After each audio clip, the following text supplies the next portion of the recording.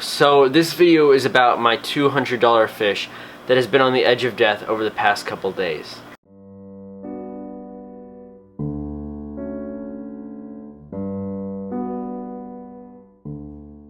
So for those of you that have been following me on my social medias, you may have seen the videos and the posts about my discus fish that has been upright, that has been like dying, and that I've been really concerned about, and it's been a really stressful situation. So today I've seen a lot of improvement on my fish, but I'm going to be talking about in this video how everything happened, what I did to try and fix it. I actually recorded basically the entire thing. Of course, filming was not what I was focusing on at all. It was mainly the fish. I did want to record it so I could make a video about this.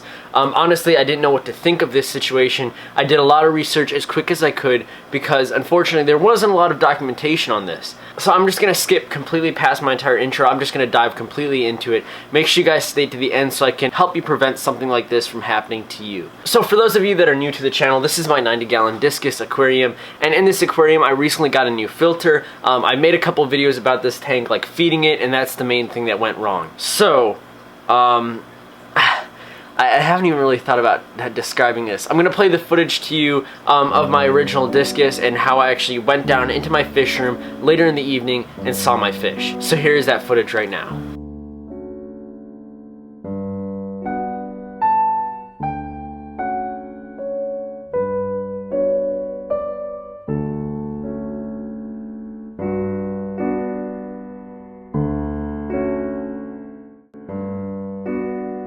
So as you can see, my discus is floating upside down, swimming around, flipping, like it's crazy. It was so scary when I went down. So basically the way I have my fish room set up is lights turn on later in the evening. So these aquariums, like currently it's like 3 o'clock, 4 o'clock, and my aquarium lights turn on at 1 p.m. and then they stay on and turn off later. I do this because I wake up usually later. I also do yard work and landscaping, or if I have school or anything else like that. I like to have my lights turn on later in the evening so I can enjoy them later in the evening because I usually stay up late. So when I came down here, my lights were already on and I saw my discus floating like that. I freaked out so much. I instantly grabbed my phone and did as much research as I can. I noticed a couple things about my discus. I noticed that my discus was bloated, and I also noticed that it was floating. So those two things were really negative signs. That could be a swim bladder, or obviously there was gas inside of the discus that it could not control. So the basic anatomy of fish is how they float and change their height in the aquarium is they have a swim bladder that can fill up with air to change depths. So obviously something was wrong with that, and one thing people say was swim bladder disease. However, one thing I noticed about the discus was there was like feces, there was poop on the bottom of the discus, like stuck to him. So I didn't know what that was, and that definitely could have had a problem with it. So one thing I did search for was bloating and blockages in a discus. So luckily I found a forum, and the forum had some great information. One of the comments in the forum said, if you're feeding your discus or basically any fish freeze-dried food, and if you don't let it absorb water before they eat it, what could happen is they could eat the freeze-dried food when no water or no moisture is in it, and when it's inside of its stomach, it can expand, causing a blockage inside of the fish's digestion system. So basically, inside of its intestine, it could swell up so nothing can pass through that expanded food. So being that is what I started treating my discus for. I decided to instantly remove my discus, not only if it was a bacteria infection, but I did not want to have the fish stuck in this tank because that could cause stress on the fish, and also when there is a sick or dying fish, that fish usually gets picked on. That's a quality most fish have, so if one's getting sick, they usually attack that one. That's just how most fish are. So I decided to clean out my 10-gallon aquarium and move my fish over. So from the footage you can just see of moving the tank. The tank has already been established. I actually had pea puffers in this tank and I moved them to a 20-gallon aquarium. So you might be saying, James, you have tons of random 10-gallon aquariums that you could easily have filled up with water, put some sort of filter in there, bada bing, bada boom. I could have done that, but I decided to add my discus to an already cycled aquarium that's actually a warmer temperature aquarium, and I wanted to do this because I didn't want my discus to be in a basic 10-gallon aquarium and instantly have an ammonia spike, which could be life-threatening to the discus and causing even more stress on the fish. Even if I had beneficial bacteria and even if I was doing water changes, I didn't want to risk it, so I decided to move it into that 10-gallon.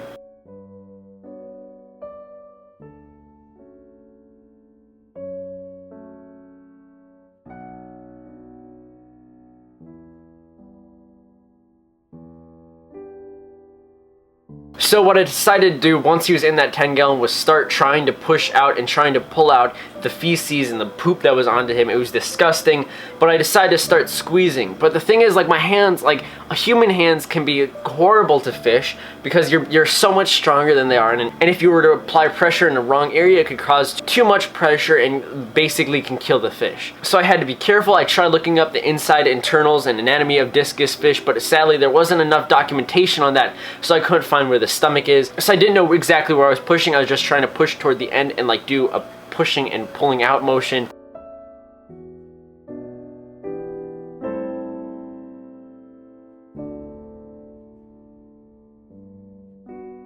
I also did have a tweezers, and I got like a needlehead tweezers that was in a pack for aquascaping. And I got those tweezers. I went in and started removing it. Some of the food wasn't even digested, so I was pulling out literal worms from it. So that was disgusting. I pulled that all out. I started squeezing, started making sure everything was okay, and I noticed it kept on coming. And another thing that happened after about a minute of trying to do that, gas bubbles just came out. So he basically, I guess the fish farted, and a lot of gas came out with that. So that was like a great sign because it showed that there was a buildup of gas in the discus, and that was probably the reason he was swimming upright. However, this entire process, and I did not know how long the discus was in there, but this entire process was stressing the fish out. This was causing the fish to swim 2 times harder than he usually had to, especially with the current, and he was flipping upright. He tried flipping himself back upright. It was horrible for him. So he was obviously tired. He didn't have much will left in him. So a lot of the times in the videos that you might be seeing right now, I was holding him, I was making sure he was getting filtration. I added a sponge filter to the tank so he would have extra air and extra movement. I also decided to lower that a little bit so it wasn't too stressful to pushing him around. But one of the saddest moments that I saw with him was I was upstairs and I ran back down and I saw the discus laying on the 10-gallon floor, and the snail was literally on him and like going up him, which snails usually do to a dying fish. But that made me extremely sad. I didn't know if the fish was alive, so I checked for the gills and I also checked his fins moving. But during this time while he was in that 10-gallon, I was doing water changes about every hour. I was using a water bottle and I was removing water from the tank and I was filling it up with water from its old tank just so the stress wouldn't cause too much. It would be with the water that he's used to having, and I decided to keep that up over the next couple hours, and it worked pretty well. Also, I added a lot of salt to the aquarium, and I also added almond leaves. And it was that at this point I didn't see a lot of improvements, so I decided to do more research, and I actually found out that you can have a laxative, which basically makes like even humans or like animals or anything like remove as much waste from their system. Basically they have to poop a lot. But basically I found out that sweet peas or baby peas can be a laxative to fish. So I instantly opened an entire can for it, and I tried feeding it to the discus, but the discus wasn't eating, probably too much stress, so I actually held the discus in front of the little filter and I squeezed open the peas, so I'm sure he got some of that, and I'm sure that helped. So now that I basically knew the cause of this, which was these frozen blood tubifex worms, which I'm not feeding my fish anymore, but basically now that I knew it was this problem and I fed the entire tank this food, I was like, okay, I have to feed all the fish in all my tanks these peas so that in case they had these like some sort of blockage like this, even on a smaller scale, this laxative should help them. So I didn't want that to happen to any of my other fish, so I decided to feed them all of that. During the first initial 24 hours of this entire devastation and like this entire event, there wasn't a lot of improvement. Yo guys, I just posted the video. This is Monday. I just posted the video about it. I just on my Instagram, on my YouTube channel, I did all the stories. I did everything. I told you guys. I asked for help. I don't know. I'm gonna wait until hopefully some people email me with advice and things to do with my discus. But honestly, I'm broken right now.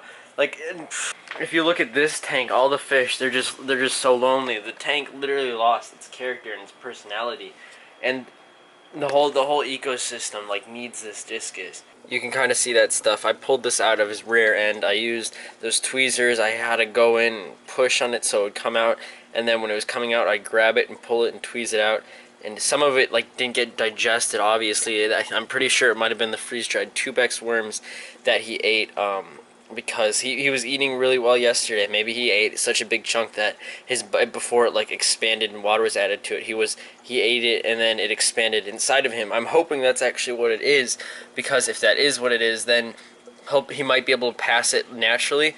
I mean, I tried squeezing, I looked up anatomy pictures, I tried figuring out what discus, like where their stomach is, where their intestine is, what I can actually push on, because too much pressure could pop something, and too much pressure could like literally kill him instantly. So he's been really gentle with me. I'm going to let him sit here for a while. I keep making sure his fins are moving, his gills are moving. I move him around a little bit every once in a while. But guys, this isn't looking super good right now. Improvement. The next day, however, I started noticing my fish swimming normally. So this was the greatest, happiest moment I've ever felt. I've never had to deal with anything like this for any other fish. This fish is special. This fish is lucky. And like the fact that he would live through that entire event. I know if this were to happen to like a betta fish, a guppy, a goldfish, I don't think that they would be able to like withstand this much stress, this much pressure. And like it was crazy. I'm super happy. He lost a lot of color over the past couple days, but he's starting to gain it back. So for this discus, I know I was going to let you guys name it, but I've decided to name this discus Lucky. Because he is very lucky that he is still alive, and I'm just super happy. I've never had to do a process like this. I mean, I don't really want to become a fish doctor, but I guess I have some credibility now. But I'm still currently keeping him in that 10-gallon aquarium he was originally in, and I'm only doing that because I just want to make sure that he is perfectly back to his healthy ways. I've been feeding him higher protein food so he's getting his strength back, making sure he's completely ready to be added back to this aquarium, and honestly guys, literally moments after I removed him from this aquarium, this tank looked so empty. Like, it was breaking my heart, because if I would have lost that discus, I would have been... I don't even know what I would have done. Like, the fish looked so sad, it was, oh my gosh. I'm just so happy my discus is still alive. He's in that tank over there. I'm just super happy. I'm gonna be adding him back, not today, probably not until another week. I just want to make sure he's ready and completely, like, in his full ability to be in this aquarium. I'm going to make sure to monitor him so these fish get along together. It's not the best idea to separate fish for a long period of time because they might change their tier and their, like, authority in this tank, so I don't want that to happen. So guys, make sure you hit the like button so hard on this video. It's been a lot of work. It's been a lot of stress. I've posted a lot of things. So much help. I just need to thank you guys so much. I posted about this on my Snapchat story, on my Instagram story, on my Instagram page, and also my YouTube story. And you guys came back with so much advice. You guys got countless emails for advice. I have to thank each one of you. You guys gave me a lot of advice. I basically asked for people that kept discus and knew about health conditions and health issues. You guys gave me a lot of great advice, and I have to thank you completely. It's so amazing to know that we are a community and together we can work to achieve this. And now that you gave me that advice, I can give other people that advice, like you that are currently watching this video. But now I can give you advice, and you can now, if you feed your fish this, to know that you have to keep it in water and let water get absorbed into it, and then you can feed it to your fish. But that still really scared me. That was crazy. I don't even know what I'm gonna do. That's too close for comfort. And if you want people to be informed about fish keeping and know what can happen to your fish, please share this video on all your social medias and all your fish forums. And if anyone has any problem like this, make sure you share it to them so they understand how they can fix it. I was freaking out so much. There was just so much, like, I was literally talking to my fish. I do that every once in a while. Please don't judge me. But I was just telling him to keep pushing. Like, it was crazy. Gladly he passed it all, and he's doing a lot better than he was. Alright, so I'm going to take you over to him so you can see what he looks like. Hey little buddy. You can see his color patterns and everything with him. Yeah, I removed most of the plants. I had a lid on here so he couldn't jump because I saw he was kind of like a flight risk. And he might have jumped. The almond leaves are also releasing tannins, which are natural healing abilities for him. But yeah, you can see he lost quite a bit of color, but he's starting to get it back. Yeah.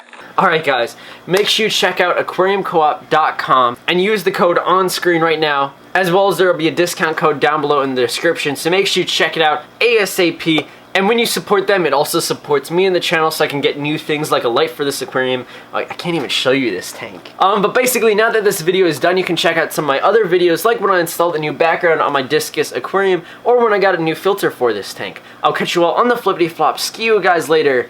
Bye.